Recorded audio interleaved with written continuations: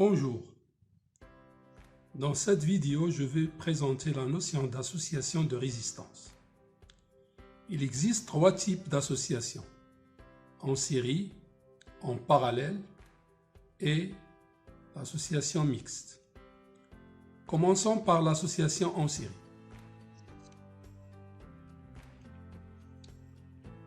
Entre les points A et B, nous disposons de trois résistances: R1, R2 et R3. R1, R2 et R3 sont montées en série, l'une après l'autre.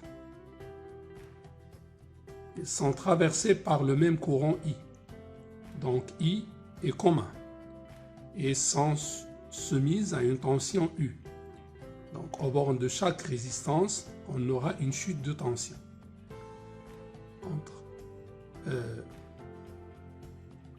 Aux bornes de R1, on aura la chute de tension U1. Aux bornes de R2, on aura U2. Et aux bornes de R3, on aura la chute de tension U3. Donc, d'après la loi de May, U est égal à U1 plus U2 plus U3.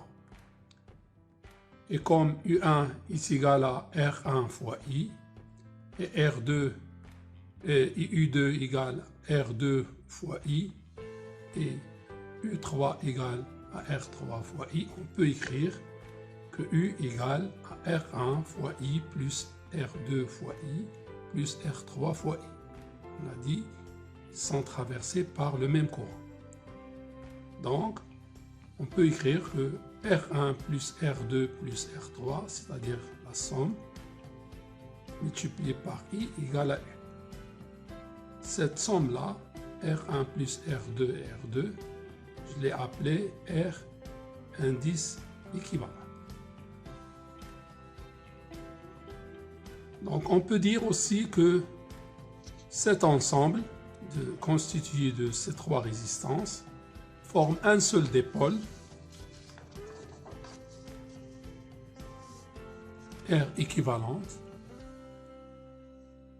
constitué d'une seule résistance, et on a U égale à R équivalente fois I. Donc, on a R équivalente égale à R1 plus R2 fois R2 plus R3, d'accord? Et U égale à I fois cette résistance. Donc, d'une manière générale, ça c'était le cas de trois résistances, mais dans le cas général, lorsque plusieurs résistances sont montées en série, la somme de leurs résistances est égale à une résistance unique qui est leur équivalente. Et la loi mathématique permet d'écrire que somme ou bien sigma de R indice I égale à R équivalent. Prenons un exemple de calcul très simple. Entre le point A et B, on a quatre résistances, R1, R2, R3, R4. Elles sont montées en série. Donc la résistance équivalente entre les points A et B, donc vue d'ici, est égale à 2 plus 1 plus 0,5 plus 1,5 est égal, leur somme est égale à 5 kg. Donc la résistance équivalente entre les points A est égale à une seule résistance qui est de l'ordre de 5 kg. Passons maintenant à l'association en parallèle.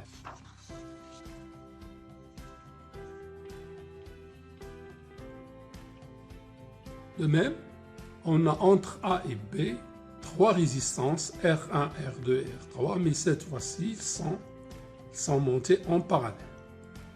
Donc on a un nœud et on a une dérivation de courant. Donc le courant I est égal à I1 plus I2 plus I3. Mais attention, ces trois résistances sont soumises à la même tension U. On dit que la tension U est commune. par rapport à ce qu'on a vu dans l'association en série, c'était le courant qui était commun. Et on avait plusieurs chutes de tension. Ici, on a la tension qui est commune entre les bornes A et B du circuit, mais on a une dérivation du courant, des courants. Donc, ici, c'est la tension qui est commune. Donc, on aura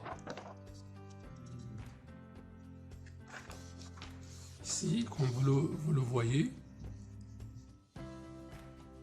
le courant I est égal à I1 plus I2 plus I3.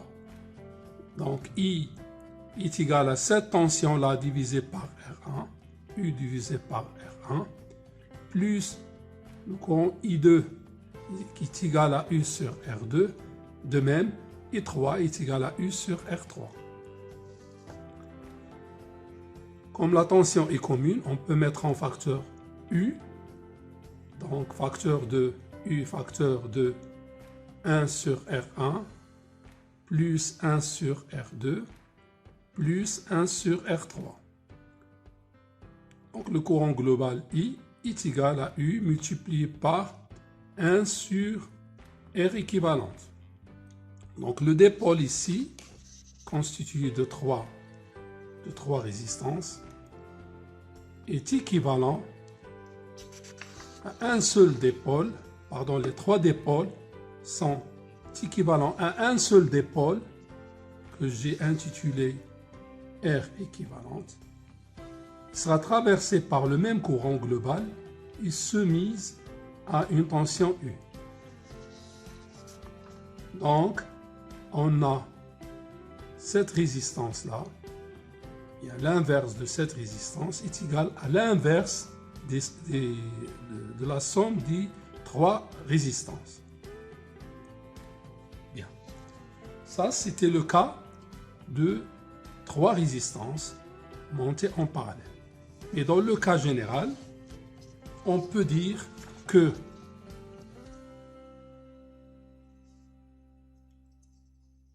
lorsque des résistances sont montées en parallèle, la somme de leur résistance est égale à l'inverse de la résistance unique qui leur est équivalente. Donc, somme de 1 sur R indice I égale à 1 sur R équivalente. Ça, c'est la relation générale, quel que soit le nombre de résistances qui sont en parallèle. Prenons un exemple très simple, constitué de trois résistances en parallèle. Donc, on va calculer la résistance entre le point A et B d'un circuit constitué de trois résistances, 80, 20 et 40. Donc, d'après la formule qu'on a étudiée, on a 1 sur R équivalente est égal à 1 sur 80 plus 1 sur 20 plus 1 sur 40. 1 sur 80 plus 1 sur 20, donc c'est l'inverse, est égal à 7 sur 80. Donc R équivalente, c'est l'inverse de 7 sur 80, c'est-à-dire 80 sur 7, et à peu près égal à 11,43 ohms. Remarque très importante, la résistance équivalente qui est égale à 11,43 ohms est inférieure à 20. 20, c'est la résistance la plus petite de ces trois résistances. Donc, d'une manière générale, la résistance équivalente est inférieure à la plus petite des résistances qui constituent le circuit. Donc ici, 11,43 est plus petite que 20. 20 est la plus petite des trois valeurs. Ça, c'est d'une manière générale, quel que soit le nombre de résistances qu'on dispose. Maintenant, on passe à l'association mixte.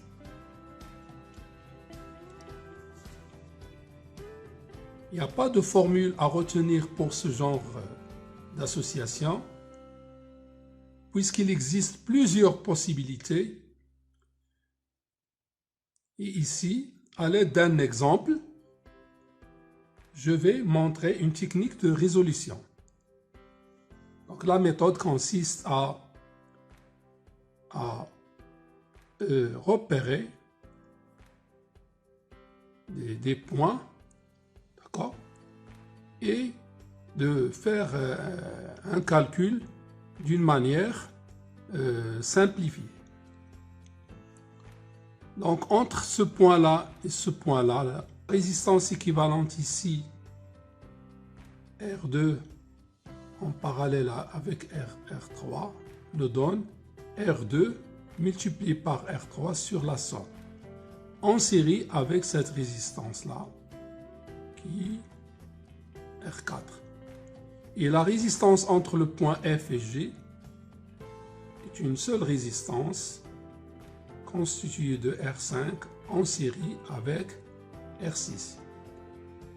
Et ça constitue une seule résistance.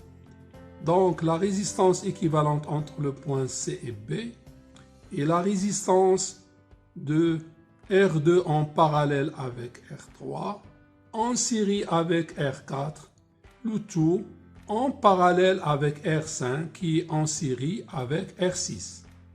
Ça constitue une seule résistance équivalente qu'on va additionner à R1 et l'ensemble forme une résistance équivalente entre A et B.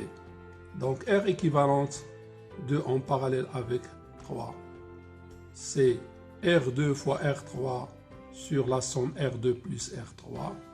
La résistance ici entre F et G, c'est R5 plus R6 puisqu'ils sont en série. Et la résistance équivalente ici, entre ce point-là et ce point-là, c'est R2 fois R3 sur R2 plus R3 plus R4, puisque ces deux résistances qui sont en parallèle sont en série avec cette résistance. Et la résistance globale, que j'ai appelée R équivalente entre ce point-là et ce point-là, c'est R équivalente 1, c'est cette résistance-là, en parallèle avec la somme de ces deux résistances-là. Est égal à R équivalente 1 multiplié par R équivalente 5 en série avec R6 qui est égal à R équivalente 2 global plus R1. Si on fait le calcul, donc on a 20 en parallèle avec 20, ça nous donne 10. En série, pour simplifier, j'ai pris des valeurs simples à calculer. Donc 20 en parallèle avec 20, ça nous fait 10. 10 plus 10, ça fait 20. Donc on a ici une résistance de 20. Là, entre F et G, on a 10 plus 10, donc ça fait 20. 20 en parallèle avec 20, ça nous fait 10. 10, c'est la résistance équivalente entre C et B. En série avec la résistance R1 qui est égale à 20. Donc ça fait 20 plus 10. Donc on aura 20 plus 10 est égal à 30. Donc merci de votre attention et à la prochaine vidéo.